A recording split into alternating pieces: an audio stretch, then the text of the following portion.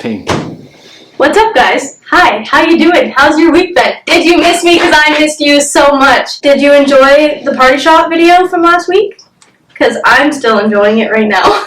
Today is a little bit different. I'm not showing you a specific drink today, but if you missed that content, you can go watch all my old videos. I have so many drinks, guys, don't worry, and there's more coming. Anyways, today we're doing an at-home bar essentials video. For a little bit of context, everyone's bar essentials are going to be different. Everyone's price range is different. Brands may vary. Things that you want to have on hand may vary. Maybe you hate something. You don't have to have that if you hate it. It's your house. But these are just, in my opinion, if you're trying to build an at-home bar, if you're working on making cocktails and entertaining a little bit more of a hobby, and you want to have a little bit of a setup going on, if you kind of want to have something on hand that all your guests are going to like, these are my thoughts. Let's get into it. I'm going to start with walking you through some of the spirits and other such things that I think you should have, and then we'll talk tools. So first, we're going to talk whiskey. So, hold on. So, there's 5 main categories of whiskey, okay? There's bourbon, rye, Irish whiskey, Scotch, Japanese whiskey. As far as I know, those are like the main guys. They're the 5 main contenders at the moment. Yeah, I'm sure there'll be more in the future, and I can't wait to try them. The ones that I don't have here, I don't have a Scotch. It's wrong for... That's the thing. My hottest take, and for context, I know I'm wrong, okay? But my hot take is that anyone who says they like Scotch is lying. Scotch isn't bad. I shouldn't say that. That's not nice. I don't like Scotch. It is what it is. I also don't have a Japanese whiskey at current. Japanese whiskeys are absolutely fantastic. I just can't afford the good ones. Probably... I would go rye, Japanese, Irish, bourbon, Scotch. Wow. You find out where you stand sometimes, people. Find out where you stand. Listen, okay. 3rd in the fucking list. Okay, so bourbon is an American whiskey. Rye is a Canadian whiskey. Irish whiskey is obviously Irish whiskey. Oh, this one that I have here, bourbon, is a Kentucky straight bourbon. It's Wild Turkey. She's from Kentucky. She's actually a brand new fucking bottle, still sealed and everything. This is Revelstoke Canadian whiskey. So I have self-classified this as rye. It does not say rye, but it's Canadian, so it's rye. Anyways, and then we have the classic, everyone knows and loves her. Clearly, we fucking love her. She's basically empty. Jameson. Do I think you need to have all of these on your bar? No. I would pick your preference. I think, like, as you build your collection, if you wanted to have a variety of whiskeys, that would be great. But if you're starting out, I would say pick your favorite and have that on your bar. What I think you need to have is a basic gin. There's so many different types of gin. You can get a lot of gins that are, like, very complex, very flavorful, very different. There's so many different types of gin. There's also, like, there's a London Dry gin classic. There's a slow gin. Is it probably better to go with a basic gin because you can add your berries and botanicals to that if you really want to? Exactly. So my thoughts, again, on like this is a brand new. You're just building. I really like Brokers or any gin in this kind of realm. It's very, very simple. Just like a clean, simple gin. It doesn't have a lot going on, which means you can use it in anything. What actually got me into gin is Hendrick's, which is absolutely fantastic. That one is a little bit different than any other gin. It has a little bit of rose and cucumber, which is not common in a gin. But this Broker's gin is my favorite go-to, very basic gin that I can use in any gin cocktail and it's gonna work. It's not gonna like overpower anything, but you're still gonna get a good gin flavor. Something interesting about gin, it was invented in the 1570s in like a Dutch town. This professor invented it, and it was originally, like, before it got refined into what it is now, it was actually like wine mixed with juniper berries, and they used it for medicine for like kidney infections and like kidney diseases. So much like drug and alcohol used for like so much alcohol was originally like medicinal.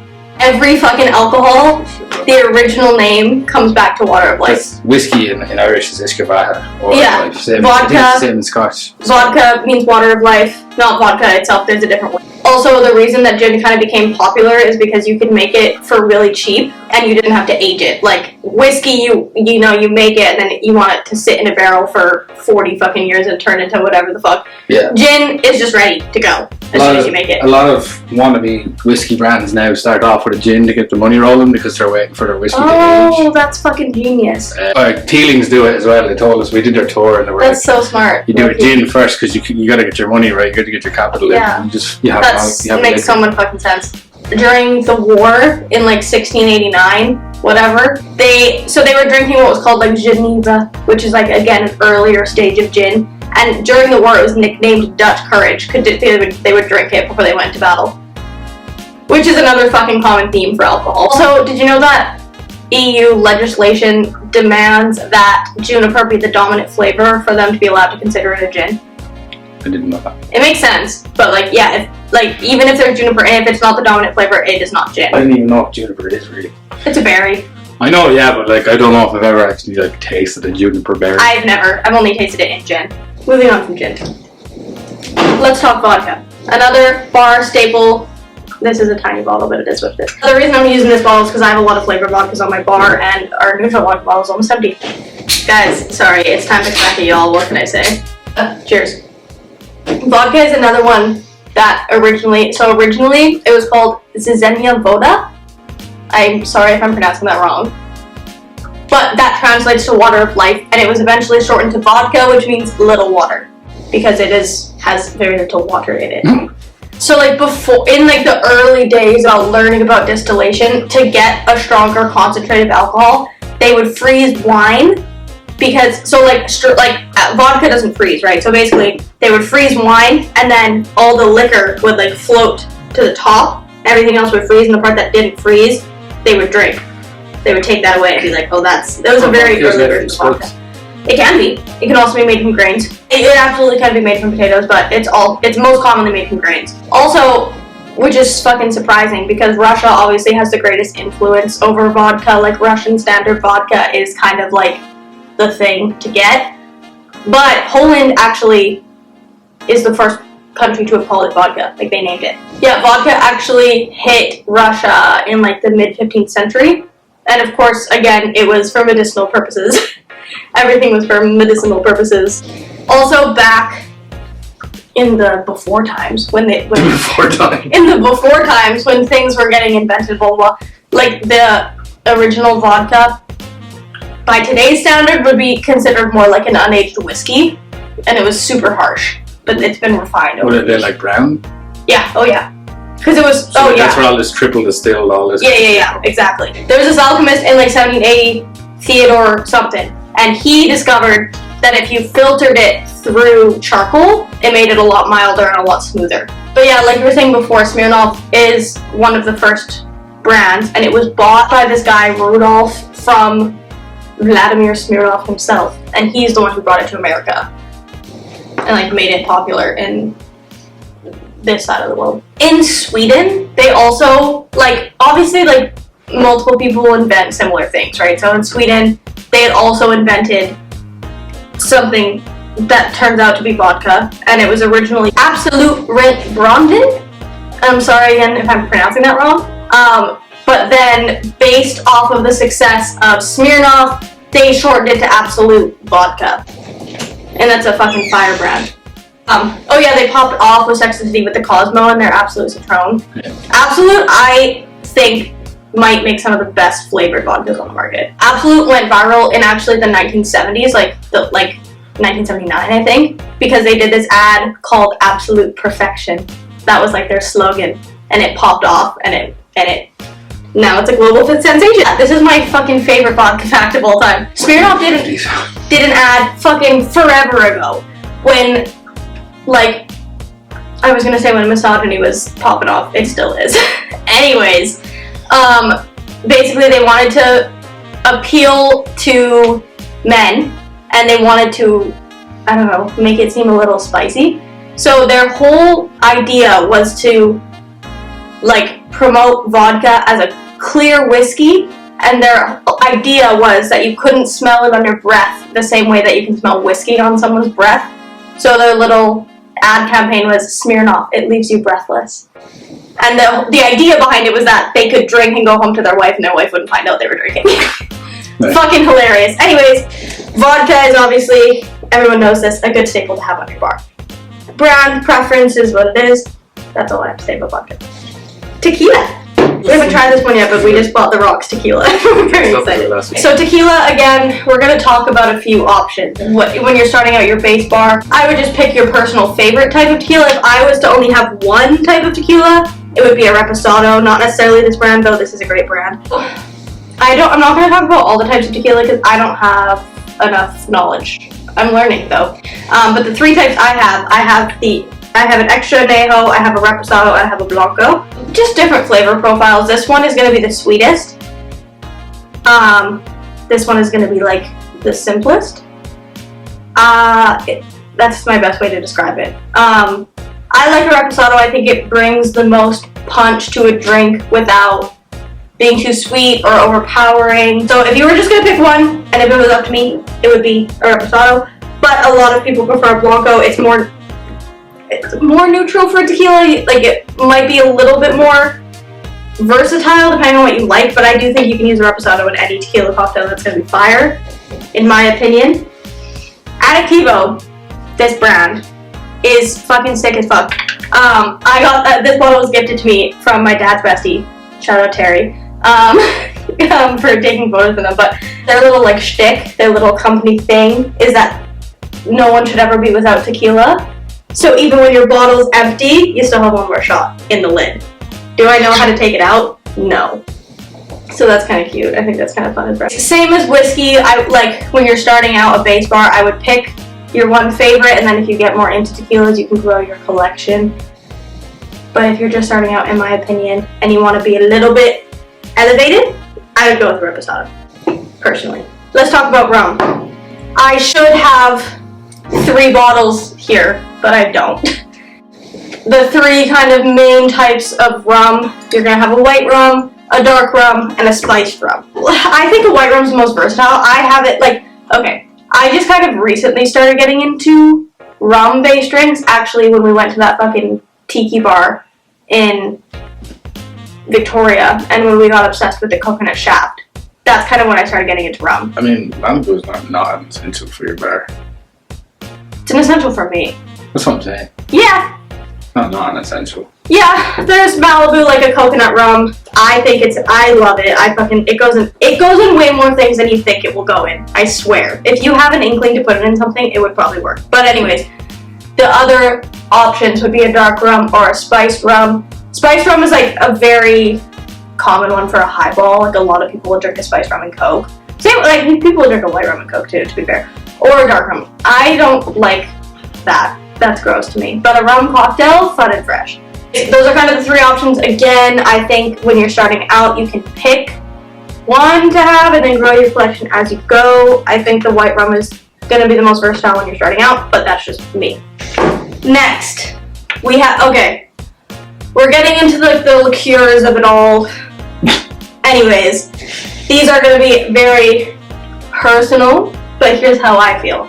Coffee liqueur, essential. For a shaft, for an espresso martini, for a B52. There's so many fucking things you can do with a coffee liqueur.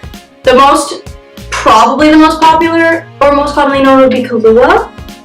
My current obsession is the Kraken Black Roast coffee flavored rum. It's technically a rum, but I use it like a coffee liqueur.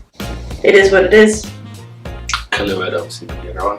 Yeah, Kahlua would be like the main coffee liqueur. I'm aware this is a rum, but that's not how I feel about it. It's a flavor booster to me. Anyways, some sort of coffee. Unless you fucking hate coffee, then I can just shut up right now. Yeah, I think some sort of coffee spirit or coffee liqueur would be great. So, I mean, if you didn't want a rum-based one, you could go for... Can you pass me the mango? If you didn't want a rum-based one, if you want a vodka-based one, again, this is not a liqueur. It's a coffee-flavored spirit. The mango double espresso vodka will forever be one of my favorite things of all time. If they ever have this at a bar, ask them to shake it and do it like a shot. It's fire. I always recommend asking for your shot shaken because I hate a warm shot. Fair. Don't do that at a fucking nightclub. Don't be a dickhead. But like if you're at a cocktail bar, it's fine. Yeah, anyways, that's how I feel about a coffee liqueur or a coffee-based spirit, whatever. This may or may not be an essential depending on your opinions, but I think a nice thing to have is a nice aperitivo. I feel like I should just warm. Don't ever chase vodka liqueur with peach punch. Yeah, you drank juice. Mango double espresso vodka followed by peach juice. That was a bad idea. Yeah, I'm sure it was. Fucking lunatic. This is a blood orange aperitivo. I talked about this one before. I've used it in another video in the past. If you want to hear me ramble more about this one, this is instead of an Aperol spritz, right? Or an Aperol. Yeah. This is similar to an Aperol. It's just cooler, in my opinion. An aperitivo, you can sip it on ice. You can take it as a shot. You can have a nice spritz. You can chuck it in anything, spice it up a little bit. I don't really have much to say about it, but I think an aperitivo is a nice thing to have on your body. Last alcohol I'm gonna fucking talk about, and then I'm gonna move on to tools and shit. Okay. And shit. Triple sec. And or Cointreau, same shit. Orange liqueur.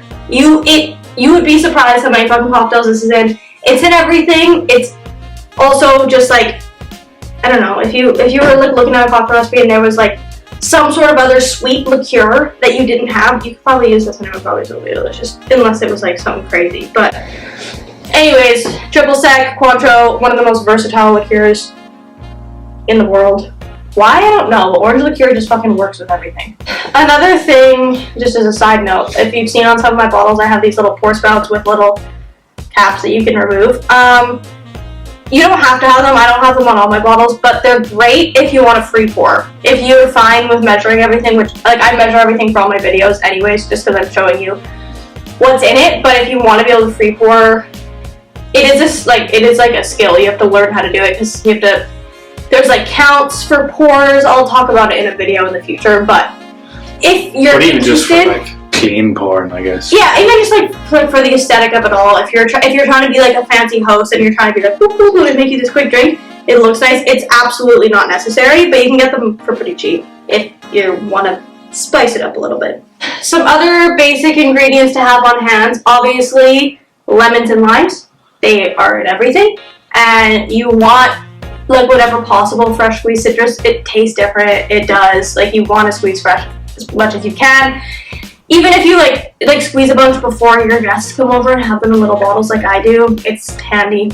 Anyways, this is simple syrup. Also a staple. Don't ever fall for the brands that sell it at a fucking store, because they will sell you a bottle for $25 of fucking, and it is sugar and water. You can do different ratios. I always do a 1-to-1 simple syrup, which means 1 part sugar to 1 part water. You literally just have to pour hot water to sugar and shake it up until it dissolves. You can also do a 2-to-1 if you like a thicker syrup, to be a little bit more viscous. But don't buy it at the store. That's insane. So easy. Sugar and water. Sugar and water. Easy peasy. If you want a more complex flavor, you can use different sugars. You can use a raw sugar, you can use a brown sugar. Any sugar will work, and it'll give you funky, fresh flavors. You could you put a honey in it or anything like that? You can make a honey syrup, absolutely. Yeah, you just dissolve caramel, honey, and syrups are so easy to make, guys. So don't buy syrup. Vanilla syrup, I make it all the time. Maybe this is the laziest way to make it of all time, but I just make a simple syrup and I add vanilla extract. And that one I cook it on the stove, but syrup's so easy. And you can make so many fun ones to elevate things. It's great. Obviously you can't make maple syrup. No. That comes from a tree, right? It comes from a tree, yeah. Angostura bitters. Bitters are like cocktail seasoning. I heard someone say that recently and I was like, that's fucking genius, it's so true. Bitters are a very, very concentrated alcohol, lots of very concentrated flavors. They're the kind of thing you add 2 dashes, you add 3 dashes. Angostura bitters is kind of the most common, but there are so many fucking flavors of bitters, but this is a very basic, essential to have on hand. You can use it in an old fashioned, you can use it in many, many things. Bitters. Whiskey sour. You can also use it as a garnish. Lots of times, even if I don't put it in a drink, I'll put, if there's a drink with foam, so 3 little dots on top and then drag a stick through it and it makes 3 little hearts. Very cute. Very cute. Anyways, let's talk about tools. First, non-negotiable tool is something to measure your shit with. Actual jigger would be great. You can also buy like tall glass shot glasses that have like lines with different measurements on them. All the lines on mine washed off. I don't know where my jigger is. This is my only actual 1 ounce shot glass. Shot glasses are not all made equally. Many shot glasses are fucking gigantic. So don't just take any shot glass and think that you can measure because you're going to get yourself fucked up. Shots in different countries are different sizes. Oh yeah, that's so true actually. So in Canada, a standard, like if you order a highball, a single, it's going to be 1 shot, which is 1 ounce. Whereas if you're in the States, a standard is 1.5 ounces. Yeah, some countries do it in milliliters. Yeah, in Ireland, 35 milliliters is going to be your standard. But anyway, something to measure your shit with for balance. A citrus squeezer, a lemon squeezer, a lime squeezer. This kind is, I think, the best one. You can get the most shit for your money. You get the most juice out of these. I think these are the best ones. Well, ice is quite essential. Oh yeah, ice. You need ice. If you don't have ice, you're fucked. Strainers. I would love to say that these are like, you don't need them, but I think you do. I think these are absolutely essential.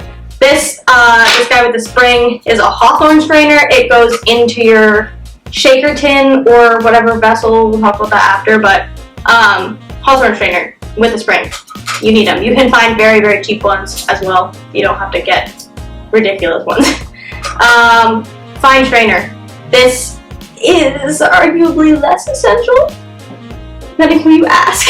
And depending on how sensitive your teeth are. Depending on how sensitive your teeth are and how bougie you're trying to get.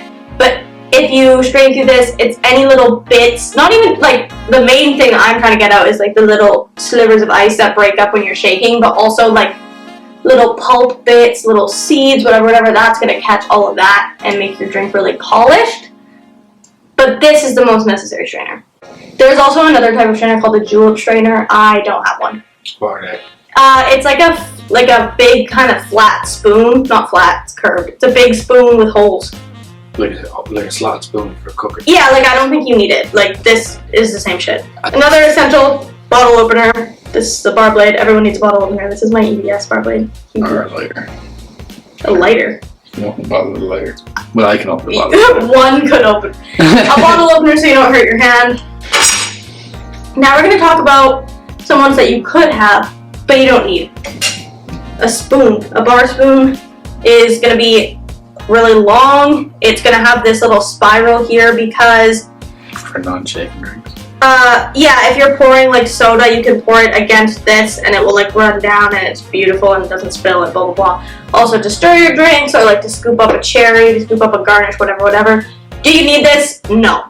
Could you stir a drink with a straw or a regular spoon? Yes. But like those like real liquor-based drinks, you don't really shake. That's good. Yeah, like if you're making an old-fashioned, if you're making a Negroni, a martini, blah blah blah, you're gonna stir a drink. That's what this is for. But again, like, could you get by without one? Absolutely. But do I recommend it? Yes. Shakers. Personally, a Boston shaker, which is what this is, which is when it's 2 pieces metal on metal, is the one that I want. It's the only one that I want. I don't like the ones that are like half metal, half glass, or like a 3-piece shaker, which is the one with the lid and then the smaller lid. Those ones cause fucking problems. They always get stuck. The glass could break. You just poured water straight on the floor. Sure did. There's water in it, fine. I just like these ones the best. I think they're the best ones. Whatever. I can speak from experience. I had a 3-piece and it just constantly got stuck together. Yeah, and it's just a nightmare, and then your boots is just stuck in there, and whatever. It's just a mess. Boston shaker, I think they're great. If you don't have one, thank you. If you don't have one, if you don't want to buy one, a mason jar or a pasta sauce jar. Pasta sauce jar. Yeah, it's in our house. It's usually a pasta sauce jar. Any jar with a lid, shake it up, no problem. Yeah, you can absolutely use a pasta jar, pasta sauce jar, whatever, and that'll be totally fine. But if you want, this is a shaker I would recommend personally. The last one that we can talk about is an ice scoop. If you're having, like, so lots of times when we're making cocktails at home, it's just for us, right? We can touch the ice. Your guests, like, probably don't want your hands all over your ice, depending on who they are. I don't know you, but it's just something nice to have to keep things clean. It's just cool to have the bits. You look It's just cool to have the bits. If you're trying, like, if you're a hobby bartender, if you're trying to get into like entertaining, whatever. Have a little at-home bar. Yeah, if you're trying to like set up an at-home bar, this is just some shit that I think is cool to have. That is it for this fucking long ass video. Thank you so much for watching. If you made it to the end of this video, please comment an octopus emoji. Let the bitches know you made it through the whole thing. If you liked this video, please subscribe and hit the bell to turn on your notifications. We post new videos every Friday at happy hour. If you like this and you want to see more shit from me, you can click the links down below. You can buy my cocktail book, you can buy my poetry book. Thank you so much for watching, and we will see you next Friday at happy hour. Please drink responsibly. Bye!